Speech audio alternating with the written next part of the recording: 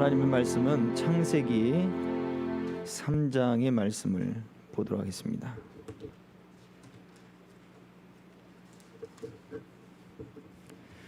창세기 3장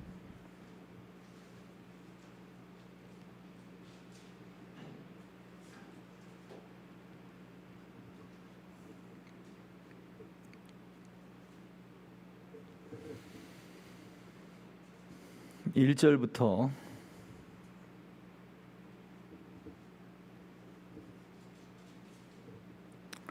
7절까지를 봉독하겠습니다. 제가 읽겠습니다. 그런데 뱀은 여호와 하나님이 지으신 들짐승 중에 가장 간교하니라.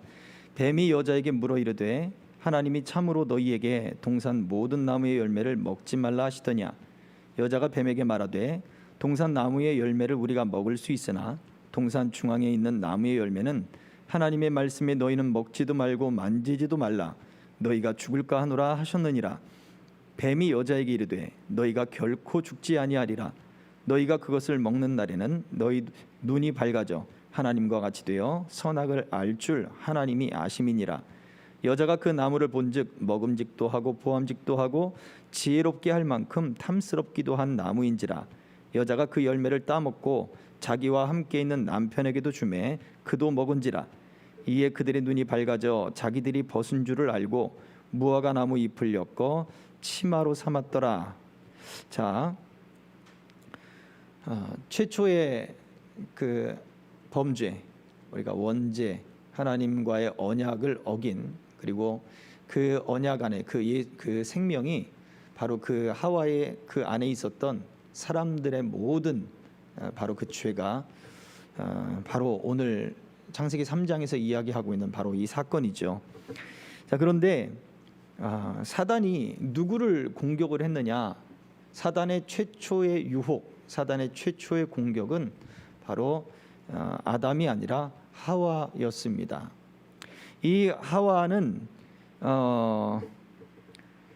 2장에서 하나님이 하와를 만들 때 아담에게 돕는 배필로 바로 만들어 주셨다는 거죠. 무엇을 돕는 거냐? 아담이 하나님과의 언약을 잘 지킬 수 있도록 돕는 사람이에요. 언약 안에서 넘어질 때 같이 일으켜 세워주고 붙잡아주고, 믿음이 무너질 때 그 믿음을 붙잡아주고 일으켜서 그 믿음을 돕고 믿음을 세워주는 사람으로 바로 하와를 하나님이 아담에게 붙여주셨다는 얘기입니다. 그런데 이것이 그냥 단순히 남자나 여자, 아담과 하와가 서열이나 아니면 어떤 높고 낮음, 그리고 먼저 되고 나중되고의 문제가 아니에요. 믿음이 서는 사람과 그 믿음이 무너지는 사람, 내가 믿음을 세우는 사람인가 아니면 내가 믿음을 세우는 그러한 역할, 그 위치에 있는 사람인가. 어찌 보면 우리는 아담과 하와의 모습이 우리의 위치와 역할로 나누어질 수도 있다라고 하는 거예요. 그래서 단순히 이 아담과 하와의 이 이야기가 가정의 이야기로만 멈추지는 않습니다. 우리가 하나님 앞에 어떠한 믿음을 세워야 되는가? 만약 하나님 앞에 내가 먼저 믿는 사람이 되고 가정 속에, 그리고 나의 믿음이 굳건하게 먼저 서야 된다 할 때 바로 그 사람이 아담일 수 있다는 얘기예요. 그러면 그 아담의 믿음이 서도록 하나님이 돕는 그러한 인물들, 돕는 손길들, 돕는 헬퍼들을 바로 곁에 둔다라고 하는 말씀이죠. 아담의 갈빗대를 취했다라고 하는 이 갈빗대라고 하는 이 단어가 성경에는 많이 나옵니다. 그런데 갈빗대로 번역되지 않아요. 어디 곁에, 어디 옆에, 그 곁에, 옆에, 바로 그렇게 갈빗대라고 하는 단어가 번역이 되어집니다. 물론 사용의 용도에 따라 달라지겠죠, 문장 속에서. 그러나 왜 굳이 아담에게만 갈빗대라고 하는 말을 썼느냐 라고 할 때, 그냥 하와가 어떤 만들어진 질적인, 본질적인 어떤 재료의 차이를 이야기하는 것이 아니라 아담에게 가장 가깝고도 가까운 사람, 아담의 옆에서 가장 가깝고도 가까운 사람을 하나님이 아담에게 돕는 그러한 배필로 붙여주셨다라고 보는 것이 어찌 보면 더 바람직한 모습일 수 있다는 거예요. 우리에게도 마찬가지입니다.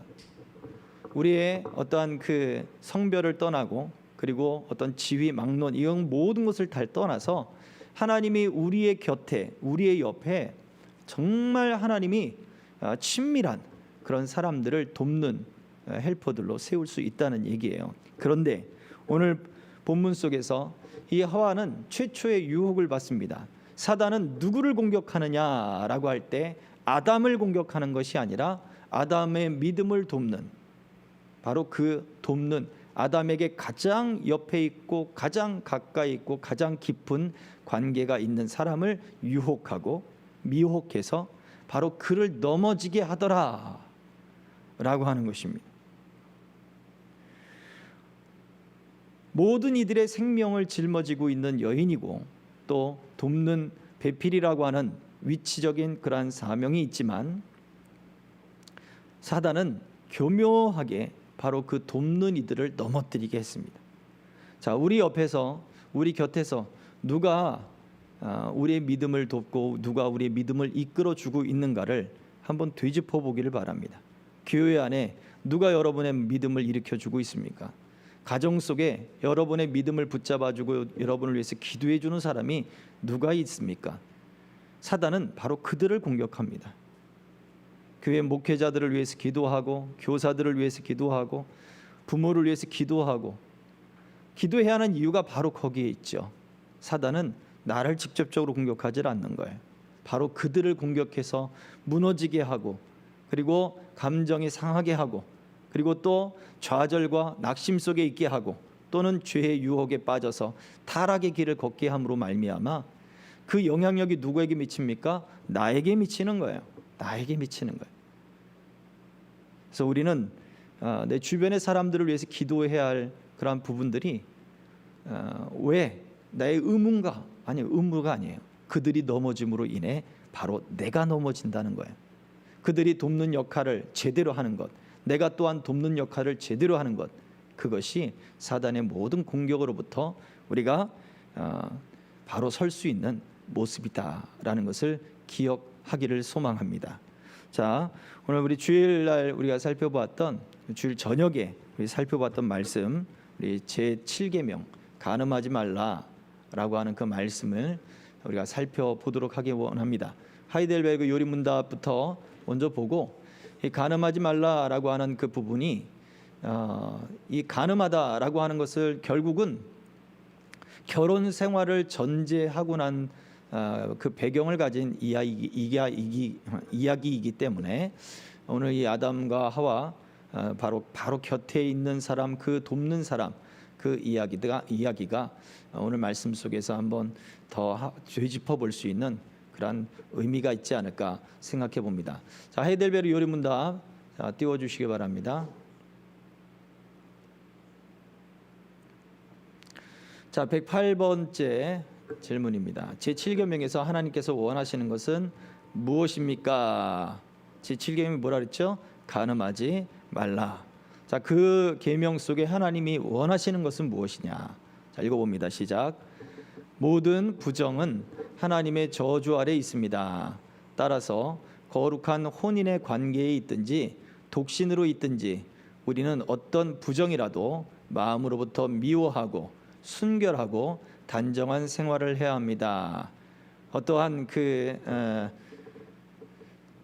하나님 앞에 순결하지 못한 그러한 삶들을 미워해야 된다. 그리고 단정한 생활을 해야 된다.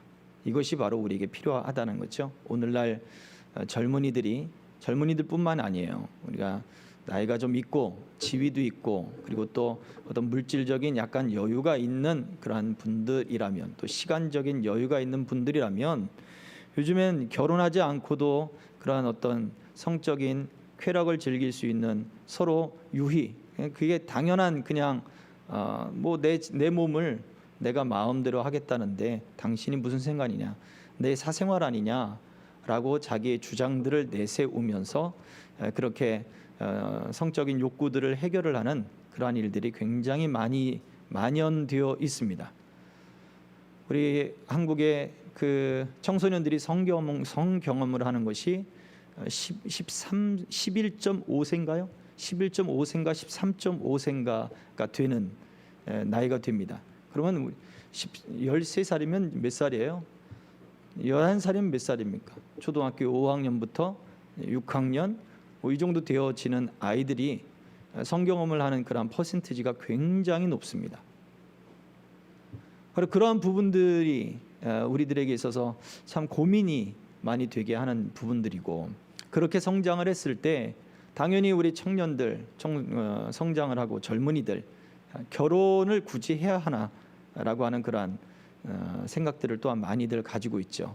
그 다음에 또 결혼 생활을 하시는 분들도 그냥 뭐 요즘 뭐 드라마도 있습니다만 뭐 결혼 작가 무슨 작곡 뭐 그런 거 있지 않습니까?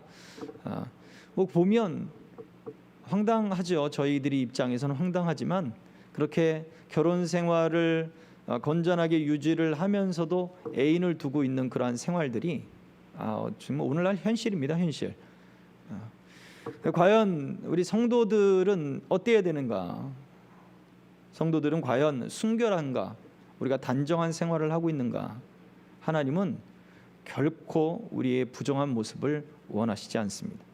순결하고 단정한 삶을 살기를 원하고, 오직 한 사람, 하나님 앞에서 서약한 그러한 배우자만 하나님이 원하게 하신다는 얘기예요. 우리는 하나님 앞에서 언약을 했기에 그 언약을 따라 순종하는 것입니다. 자, 다음 보여주세요. 다음이요. 하나님께서는 이 계명에서 간음 또는 그와 같은 부끄러운 죄만을 금하십니까? 자, 읽어봅니다. 시작. 우리 몸과 영혼이 모두 성령의 전이기 때문에 우리가 몸과 영혼을 순결하고 거룩하게 지키기를 원하십니다. 왜 우리가 모든 부정한 것, 잘못된 것, 뭐 깨끗이 못한 것 이걸 왜 버려야 되느냐? 결국 성령이 거하시는 집이란 얘기예요. 하나님의 교회예요. 그렇기 때문에 거룩하게 지켜야 된다는 얘기죠. 자, 계속해서 읽어봅니다. 시작. 그렇기에 하나님께서는 모든 부정한 행동이나 몸짓, 말이나 생각이나 욕망, 또한 그리로 유혹하는 모든 것을 금하십니다. 하나님의 거룩한 집이 되기를 소망합니다. 자, 다음이요. 자, 그럼 말씀을 그러면 좀 더 살펴보겠습니다. 성경에서 결혼에 대해서 가르칠 때 놀라운 점은 결혼 관계를 남자와 여자의 관계로 보지 않고 무엇으로 이야기하고 있습니까? 성경에서 볼 때 남자와 여자와의 관계가 아니다. 결혼은 그럼 무엇으로 보고 있느냐? 자, 읽어봅니다. 시작. 다른 모든 관계들이 하나님과 관련되지만 특히 결혼의 관계에서는 하나님과 그의 백성 사이에 맺어진 언약이라는 것이 밑바탕에 깔려 있습니다. 자, 이 언약이 왜 중요한가는 다음에서 보도록 하겠습니다. 에베소서 5장에서는 5장 부부의 관계예요. 부부의 관계를 이야기하면서 그 근거를 그리스도와 교회에서 찾습니다. 부부의 관계인데 어떻게 그리스도와 교회에서 찾느냐? 남편과 아내가 가져야 할 원리적인 태도, 그 원리적인 태도에 대해서 바울 사도가 에베소 교회를 통해서 말해주고 있는 거예요. 자, 읽어보겠습니다. 아내가 남편에게 복종할 근거는 교회가 그리스도에게 복종한다는 데 있습니다. 남편이 아내에게 사랑해야 할 근거는 그리스도께서 교회를 사랑하신 데 있습니다. 자, 여기 보세요. 아내가 남편에게 순종하고 복종하는 거예요. 남편은 아내에게 어떻게 합니까? 사랑하는 거예요. 이것이 남편과 아내로서의 모습이에요. 이것이 근본 원리. 아내는 무엇을 원합니까? 그래서 아내는 사랑을 원하는 것이고, 남편은 무엇을 원하는 겁니까? 아내의 가장 가까운 사람들로부터 인정받기를 원하는 거예요. 우리는 이 사실을 알아야 돼요. 근데 아내들은 남편을 인정합니까? 인정 안 해요. 예전에 사모님들 세미나 있을 때도 다시 태어난 다음에 사모가 되겠느냐라고 하는 질문을 맨 마지막에 이렇게 썼다 그래요. 그때 사모님들의 대부분 대답이 이렇게 했답니다. 내가 목회를 하고 만다. 내가 목사가 되고 만다. 대부분 답을 이렇게 썼습니다. 이유가 뭘까요? 인정을 안 하는 거예요. 목회를 인정을 안 한다 이야기 결국 목사님의 남편 된 남편을 인정 안 하는 거예요. 쉽게 얘기하면 그 밑바탕에 그게 깔려 있는 거예요. 목회자만 그렇습니까? 아니에요. 대부분의 많은 사람들, 많은 가정들이 아내가 가장 가까운 남편이 가장 가까운 아내로부터 또 가장 가까운 자녀들로부터 인정받지 못할 때 그 세상을 다 잃은 거예요. 살아갈 어떤 용기가 나지 않습니다. 우리 이걸 알아야 돼요. 그러면 아내들은요, 남편이 나를 사랑하지 않는다, 나를 보호하지 않는다, 오직 남편의 사랑이 나에게만 있다라고 하는 것이 깨져버리면 모든 걸 다 잃은 거예요. 그래서 아내는 남편에게 인정을 줘야 돼요. 자녀들은 아버지를 인정할 줄 알아야 되는 거예요. 부모님을 인정할 줄 알아야 되는 거예요. 그 관계가 어떻게 되느냐? 교회가 그리스도께 복종하듯 하라는 얘기예요. 이 이야기는 예수님께 순종해 봤느냐? 예수님께 온전한 순종을 해보지 않은 사람은 결국 남편을 인정하지 않습니다. 남편을 인정하지 않는 사람들의 모습은 예수님께 온전히 순종하지 못했다는 얘기예요. 단편적으로 뒤집어 놓고 보면 에이 목사님 몰라서 그래요. 더 깊이 기도해 보세요. 더 깊이 생각해 보세요. 우리 밑바탕이 정말 그래요. 그리고 또 두 번째, 남편이 아내를 사랑해야 된다. 그리스도가 교회를 사랑하셨어요. 그 이야기는 예수님이 나를 사랑한다, 내가 예수님을 사랑한다라고 하는 그 사랑의 고백을 경험해 보지 않았기 때문에 교회가 예수님을 사랑하는 것을 알지 못하는 거예요. 그러니 남편들이요, 예수님을 사랑하십시오. 하나님을 사랑해 보십시오. 그 사랑을 체험해 보십시오. 그러지 않고서는 누구를 사랑할 수 없어요. 내가 왜 자녀들을 사랑하지 못하는가? 내가 왜 아내들을 사랑하지 못하는가? 사랑이라고 이야기하는데 일방적이잖아요. 사랑은 서로 주고 받아야 되는데 상대를 배려하지 못하는 사랑이 있어요. 상대를 전혀 생각하지 못하는 사랑이 있어요. 그것이 사람을 질식시키죠. 스토커들이 위협하면서 쫓아다니나요? 아니요, 사랑한다 그러면서 쫓아다녀요. 근데 우리는 거기에서 위협을 느낍니다. 우리는 거기에서 역겨움을 느낍니다. 왜? 내가 원하지 않는 사랑이거든요. 옳지 않은 사랑이거든요. 우리가 하나님을 올바로 사랑할 수 없다면, 우리가 우리 주님을 올바로 사랑하는 방법, 우리가 그런 삶을 살지 않았기 때문에 아내를 사랑할 수 없는 거예요. 예수님은 끝까지 교회를 사랑하셨어요. 교회는 예수님께 복종했어요. 지금까지 그렇게 왔어요. 그래서 아내들이요, 예수님께 순종하기를 배우십시오. 그러면 남편을 순종하게 되어 있습니다. 남편들이요, 우리 주님을 더 사랑하십시오. 그 사랑의 체험을 받으십시오. 그러면 아내를 사랑할 수 있습니다. 이것이 가장 근본적인 원리입니다. 자, 다음이요. 바울 사도가 에베소서 5장에서 말하는 독립과 연합이 부부의 관계, 남자와 여자 사이의 비밀이 아니라 그리스도와 교회의 비밀이라고 말한 의미는 무엇인가요? 네, 아까 그 에베소 5장의 그 말씀을 하면서 부부의 관계를 얘기했는데, 나는 그리스도와 교회의 이 관계를 말하노라 하면서 이것이 비밀이다라고 이야기를 했거든요. 그리스도와 교회의 비밀. 자, 그렇게 말한 의미를 정리해 봅니다. 시작. 부부 관계의 핵심은 그리스도와 교회의 신비한 연합을 나타내는 것에 있고, 그것을 떠나면 결혼은 의미가 없어진다는 의미가 됩니다. 없어진다는 것이 됩니다. 이거죠. 자, 무슨 얘기냐? 여러분이 결혼해서 부부 생활을 한다. 그 의미는 바로 그리스도와 교회가 연합되는 듯한 그러한 연합을 세상에 보여주라는 얘기예요. 남편과 아내로서 세상에 그 연합을 보여주세요. 예수님을 얼마나 사랑하는지, 또 그 예수님께 얼마나 순종하고 복종하는지, 또 예수님의 사랑이 또 우리 가운데 어떻게 임하는지, 그거를 부부의 모습을 통해 보여주라는 얘기예요. 그 모습을 세상에 보여줘야 돼요.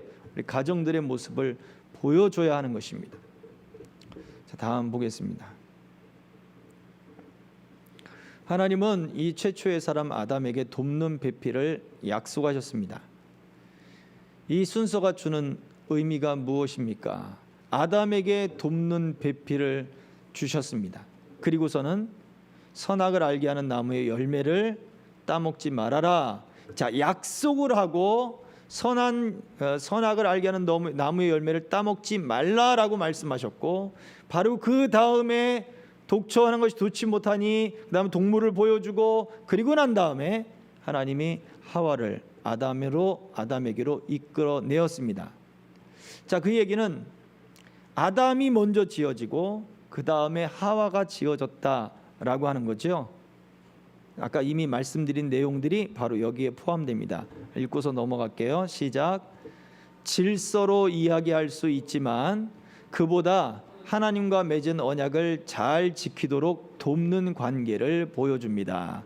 선악과로 맺은 언약이 영원한 생명을 알려주듯 돕는 배필도 영원한 생명을 얻는 대로 도우면서 같이 살아야 할 것입니다. 선악과의 열매를 따먹지 않으면 그것이 영원한 생명이 주어졌다는 거예요. 그죠? 먹으면 죽지만 먹지 않는 약속을 지키면 영원히 사는 거예요. 그래서 우리는 영원히 사는 생명과 저주가 우리 앞에 놓여져 있어요. 생명과 죽음이 우리 앞에 놓여져 있어요. 신명기에서도 그 모세를 통하여 하나님이 이스라엘 백성들에게 가나안 땅에 들어갈 때 이야기하셨어요. 너희 앞에 생명과 저주가 놓여 있다. 그래서 에발산과 그리심산을 사이에 두고서 그 생명과 저주를 선포하게 하셨어요. 너희가 오늘날 택하라 이거죠. 그래서 우리는 영원한 생명을 얻는 대로 도와야 되는 거예요. 영원한 생명을 얻는 길로 마음을 합해야 되는 거예요. 그것이 순종하고 사랑하는 것입니다. 자, 다음이요. 우상을 섬기던 이스라엘의 죄가 간음이라는 말로 설명된 이유가 무엇일까요? 자, 이건 읽어보면 되겠습니다. 시작. 하나님과 언약 관계에 들어간 이스라엘이 하나님과 더불어서 다른 신을 섬기는 것이 한 여자가 두 남자를 섬기는 것과 비슷하였습니다. 그렇기 때문에 이스라엘이 우상을 섬기면 하나님께서는 그들이 간음했다고 말씀하시며 책망하셨습니다. 하나님과의 언약 관계이기 때문에 그래요. 딱 두 사람과의 관계인데 누군가 옆에서 끼어들었어요. 그러면 언약이 깨져버리는 거죠. 바로 하나님과의 언약 관계가 바로 그런 관계다라고 하는 거죠. 자, 다음이요. 자, 이러한 정당한 이유가 없이 헤어진 그 여자를 간음하게 하고 또 새로 장가든 남자까지 간음하게 한다는 이유가 무엇인가요? 자, 정당한 이유란 무엇이었습니까? 두 가지가 있었는데요. 첫 번째는 간음한, 그러한 행음을 한 이유, 그것으로 내어 쫓을 수 있었었고요. 그렇죠? 이것이 정당한 이유가 됐었고, 불신의 배우자에게 쫓기움을 당한 것. 우리 이혼합시다. 당신이 믿음을 가지면 선택하십시오. 그래서 이혼을 선택하게 만든 그러한 상황이 벌어진 것. 간음한 것과 그다음에 불신자 그 배우자로 인해서 이혼하게 되는 그 두 가지, 이러한 정당한 이유가 없이 헤어진 그 여자를, 예수님이 그러셨어요. 정당한 이유 없이 헤어진 그 여자를 뭐하게 만드는 것이냐? 그 여자를 간음하게 만드는 것이다 라고 예수님이 하셨어요. 정당한 이유 없이 여자를 쫓아내면. 그리고 그 쫓겨남을 당한 그 여인에게 다른 남자가 생겼어요. 그러면 그 남자도 간음하게 된 것이다 라고 예수님 말씀하셨다고요. 그 이유가 뭐냐고요. 왜 간음이라고 했을까요?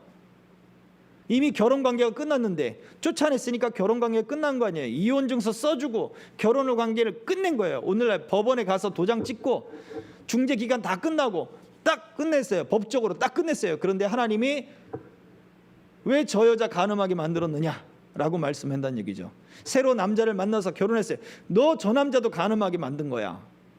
이런 이유가 뭐냐, 그죠? 왜 아니에요? 우린 법적으로 다 끝났는데, 완전한 돌싱인데요. 자, 그런데 하나님은 아니란 얘기예요. 읽어봅니다. 시작. 두 사람이 싫어서 이혼을 했다 하더라도 하나님께서는 그 관계를 여전히 결혼의 관계로 보신다는 의미입니다. 하나님의 이름으로 서약하고 하나님과 사람의 언약 관계를 나타내는 결혼 관계에 있기 때문입니다. 결국 하나님의 언약이 왜 중요하느냐라고 하는 메시지가 바로 여기 속에도 나오는 거예요. 하나님 앞에서 서약했기 때문에 우리가 서로 싫어서 돌싱이 됐다라고 하더라도 하나님 보실 때는 그것이 언약 관계가 아직 성립되어 있다는 거예요. 정당한 이유 없이 헤어진 그런 부분들.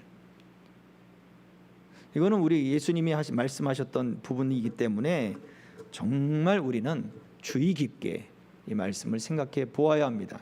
자, 7번입니다. 이미 말씀드렸습니다. 성경에서 말하는 이혼이 가능한 두 가지 상황. 첫 번째, 배우자의 음행 간음. 두 번째, 불신 배우자가 쫓아내는 경우입니다. 불신 배우자를 쫓아내는 경우가 아니라 불신 배우자에게 쫓겨남을 당한 경우를 이야기하는 거예요. 자, 다음이요. 읽어봅니다. 하나님이 짝을 지어 주셨다는 말의 의미가 자신의 의사와는 상관없이 하나님께서 비상한 방식으로 서로를 알아보게 하시는 것을 말합니까? 질문 이해하시죠? 하나님이 하나님이 짝을 지어주신 그것을 끊을 수 없느니라 사람이 끊을 수 없다라고 하는 그 말씀에서 나오는 거죠. 자, 읽어봅니다. 시작. 아닙니다. 하나님께서 섭리로 인도하시는 것을 믿음으로 확신하고 서약하는 것입니다. 하나님이 짝을 맺어주셨을 때 그냥 우리가 기적이라고 생각하는 어떤 그런 만남을 우리에게 주신다라고 우리는 생각한다는 거예요. 그러나 그게 아니란 얘기죠. 운명론이라 결정론이 아니란 얘기예요. 어떻게 해요? 하나님이 우리를 어떻게 인도하시는가를 우리는 끊임없이 되짚어보고 하나님이 인도하시는 것을 확신해 나가면서 배우자를 찾아가야 되는 거예요. 그리고 그러한 배우자를 만나서 믿음으로 서약하고 결혼하는 거예요. 이것이 하나님이 짝을 지어주신 바로 그 짝이다라고 하는 의미라는 거죠. 자, 그래서 그러면 우리는 어떻게 배우자를 찾아가야 되느냐. 자, 9번입니다. 마지막. 결혼을 준비하는 성경적인 이성규제. 자, 어떻게 배우자를 찾아야 되느냐. 또 결혼을 해서 우리가 어떠한 부부생활, 결혼생활을 유지해야 되느냐. 자, 이 말씀을 지금 하고 있습니다. 자, 읽어봅니다. 시작. 지식을 따라 동거하는 것입니다. 베드로서 3장 7절에 지식을 따라 아내와 동거하라라고 하는 말씀이죠. 자, 그 지식이 뭐냐? 읽어봅니다. 시작. 지식은 정리된 내용으로서 믿음으로 평가하고 정리된 자신의 과거를 말합니다. 자, 무슨 얘기입니까? 내가 이렇게 살아왔는데 거기에서 하나님이 나를 이렇게 만드셨다. 내가 만난 하나님은 이렇다. 그리고 나는 지금 하나님이 내게 주신 그런 마음들을 가지고 나는 어떻게 살아갈 것이다 라고 하는 그러한 내용들이 자기의 삶이 평가가 되어야 된다는 거예요. 내가 하나님의 섭리를 믿고 내가 살아오는 그러한 과정들이 있었다라고 그것을 믿음으로 평가를 해야 된다는 거예요. 그냥 구슬지게 아니면 그냥 심정적으로 내가 이렇게 어려웠고 힘들었고 그랬더니 어떤 남자가 다가와서 위로해주고 마음을 편안하게 해주고 내가 이 남자랑 결혼을 해야 되나 봐. 네, 그렇게 결혼한 케이스도 많이 있습니다. 그러나 우리는 거기에 덧붙여서 내 삶을 믿음으로 평가해야 돼요. 하나님이 나와 어떻게 함께 하셨는가. 그래서 이성교제 할 때 믿음으로 자기의 삶을 평가하는 사람들을 만나십시오. 그리고 그것을 서로 대화를 해야 돼요. 자, 그렇다면 배우자와 지식을 따라 동거하려면 그 이성교제를 할 때 그 상대와 다른 이성과 그 지식을 따라 동거한다는 이야기가 뭡니까? 첫 번째, 시작. 먼저 자신의 지나온 일에 대해서 알려주어야 합니다. 그냥 주저리주저리 얘기하라는 게 아니라 어떻게 해요? 믿음으로 평가를 하라고요. 자기 자신의 삶을. 그리고 그걸 얘기해 주라고요. 그리고 그런 것들을 이성교제할 때 그런 것들을 만나서 이야기를 해야 되는 거예요. 자, 두 번째 뭘 합니까? 시작.